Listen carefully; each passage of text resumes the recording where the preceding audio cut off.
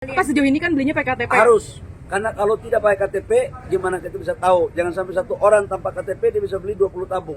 Kamu yang tanggung jawab nanti. Kapan efektif itu berjalan? Apa bentuknya sama anggarannya berapa? Nanti bantuan IT-nya semua tidak ada biayanya, akan dibiayai langsung oleh Pertamina. Kapan Itu Berapa Pak? Berapa biayanya Pak? Kalian Polemik upaya penataan sistem distribusi LPG 3 kg atau gas melon di Indonesia memberikan pelajaran berharga.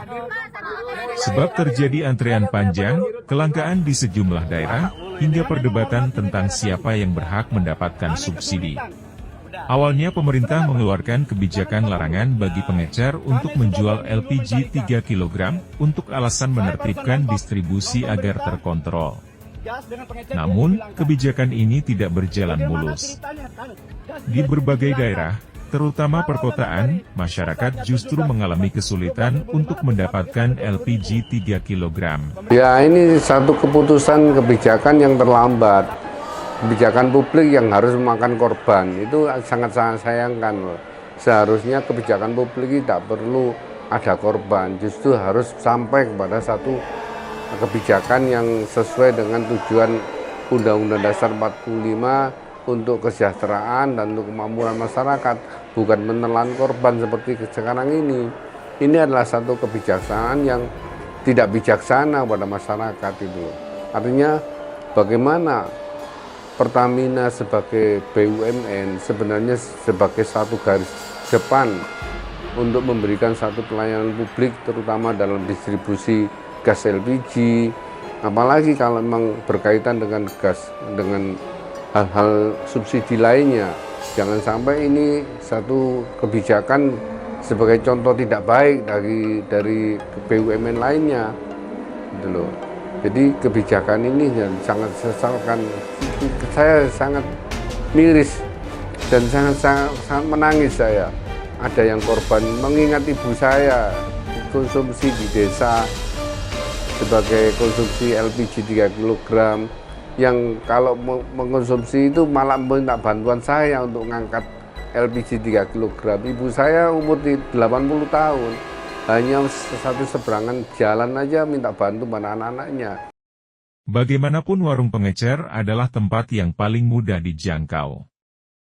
Mereka bisa membeli kapan saja tanpa harus pergi jauh ke pangkalan resmi yang jumlahnya terbatas. Dengan kebijakan baru ini, pilihan mereka menjadi terbatas, yakni harus pergi ke pangkalan dengan risiko kehabisan stok atau membeli LPG non-subsidi yang harganya jauh lebih mahal. Ada waktu yang kemarin ya. Apa sudah ada yang mengadu Pak? Ada yang mengadu udah. Termasuk dari teman-teman wartawan juga yang mengadu bagaimana ini Pak ya, itu kesulitan yang akan dialami itu ya. Maka terjadi antrean panjang di pangkalan resmi. Di daerah lain luar Pulau Jawa, distribusi yang belum siap menyebabkan pasokan tersendat, bahkan mengalami kelangkaan. Banyak warga harus kehilangan pendapatan seketika karena tidak bisa lagi berjualan makanan. Tidak terburu-buru gitu, artinya tidak ada kajian komprehensif gitu loh. Jadi kajian-kajian kendala-kendala yang kemungkinan dialami oleh masyarakat itu tidak dilakukan. Padahal Undang-Undang Dasar 45 Pasal 34 itu sudah jelas bahwa negara bertanggung jawab terhadap pengadaan fasilitas kesehatan dan pelayanan publik. Nah, LPG ini pengadaan satu pelayanan publik, seharusnya prima, seharusnya andal pemerintah ini dalam memberikan satu layanan. Pemerintah dalam punya struktur, punya jaringan yang luas, punya RT, RW, dan sebagainya, sampai kepada pelosok-pelosok desa, itu ada BUMDes. Kenapa itu tidak dilaksanakan, tidak diberdayakan? Apa gunanya membentuk BUMDes seluruh Indonesia kalau memang tidak digunakan? Ya. Jadi harusnya distribusinya melalui BUMDes itu ya Pak ya? Ya, lebih baik begitu. Kan orang desa kan lebih tahu kan kemiskinannya, kondisi ekonominya, lebih tahu BUMDes itu. Ya, seharusnya itu harus diberdayakan. Kalau memang melalui RT RW, kenapa tidak diberdayakan secara online? Bagaimana RT RW itu bisa menyumbangsih, bisa mengumpulkan data-data masyarakat yang berhak menerima subsidi LPG, kan gampang saja kan. dengan menyetorkan kepada mana tinggal Pertamina, RT RW itu dimintai menyetorkan data nama dan sesuai dengan alamat yang ada, apalagi BUMDes itu bisa menyetorkan pada alamat-alamat warga yang sesuai, yang berhak untuk menerima subsidi dan sebagainya. Apa susahnya sih kalau memang ada jaringan pemerintah semacam ini? Melihat situasi kurang kondusif, Presiden Prabowo Subianto turun tangan dengan memberikan arahan agar pengecer diizinkan kembali menjual LPG 3 kg. Keputusan ini menegaskan bahwa kebijakan publik tidak bisa hanya didasarkan pada hitungan teknis di atas kertas. Pemerintah sudah banyak konsultan yang memberikan satu saranan. Saya yakin bahwa Pertamina juga banyak memiliki konsultan yang andal-andal gitu loh. Bagaimana para konsultan itu bisa tidak hidup di Pertamina saja oleh satu anggaran-anggaran yang banyak, tapi bisa memberikan satu masukan-masukan yang berarti tanpa ada satu pengorbanan bagi jiwa masyarakat kita, rakyat kita gitu loh.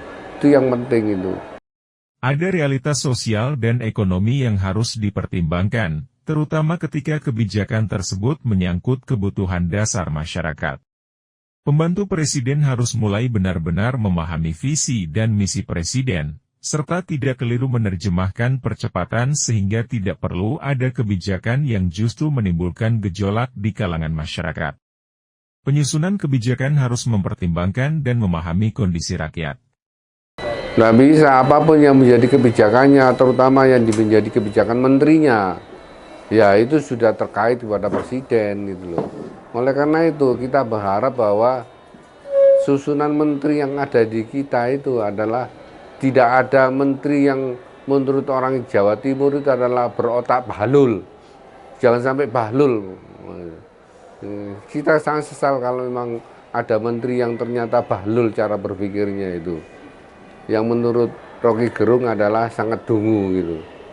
Sebab kebijakan yang berpihak pada rakyat tidak hanya tentang memastikan kebutuhan mereka terpenuhi, tetapi juga mampu memberikan solusi yang tidak menambah beban hidup rakyat.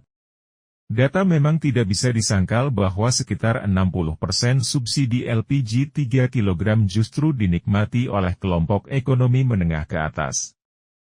Namun, cara penyelesaiannya jangan sampai membatasi akses tanpa solusi yang konkret.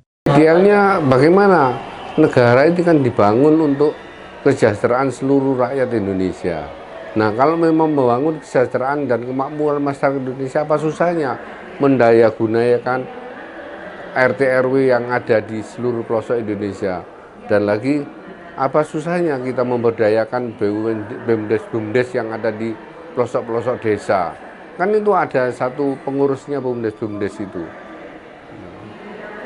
Dan kalau memang dibudayakan peran sertanya BUMDes itu malah lebih tepat sasaran. Tuh. Pemerintah sebenarnya sudah mulai menerapkan sistem pembelian LPG dengan pencatatan nomor induk kependudukan. Namun, sistem ini masih dalam tahap uji coba dan belum sepenuhnya diterapkan secara nasional. Jika sistem ini dijalankan dengan baik, maka subsidi bisa benar-benar tepat sasaran. Yang paling tahu adalah RT RW. RT RW yang paling tahu, yang bisa di hari-hari tahu kondisi sebenarnya masyarakat yang ada di sekitarnya itu. RT RW, dinas sosial banyak kan tidak tahu gitu. Jika keputusan Presiden Prabowo untuk mencabut larangan pengecer LPG 3 kg artinya bahwa kebijakan yang berpihak pada rakyat harus menjadi prioritas. Ya, korban jiwa itu tidak bisa disepelekan, ya harus dimintai pertanggungjawaban hukum. Bagaimana kesalahan itu harus ada pertanggungjawaban hukumnya. Jiwa bangsa itu tidak mahal. Kalau korban untuk membela negara sih tidak apa-apa. Ini kan bela untuk meminta satu subsidi yang salah satu jaminan pelayanan publik tidak kesampaian sehingga mengorbankan masyarakat. Ya tanggung jawab hukumnya itu harus ada. Siapa yang dimintai bertanggung jawabnya itu jelas itu.